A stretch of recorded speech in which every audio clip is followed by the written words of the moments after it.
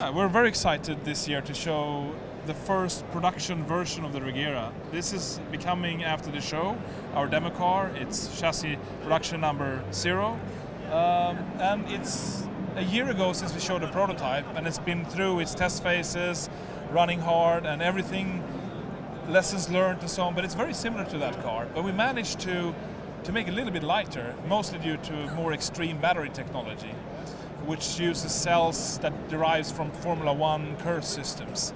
So with only a 4.5 kilowatt hour battery pack, wow, we can extract over 500 kilowatts of power, and we can also regenerate not the same but a very high number.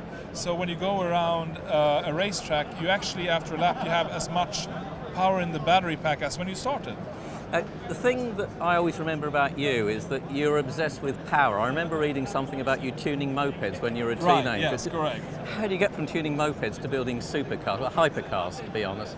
My end goal was always to build cars, but when I was a kid I had nothing else than mopeds, so you have to start with what you got, right?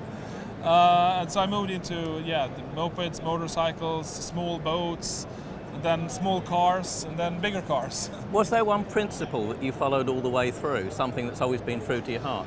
Yeah, I think I heard early on someone, or read or heard, that if you can combine many functionalities into one component, you can save weight and increase performance.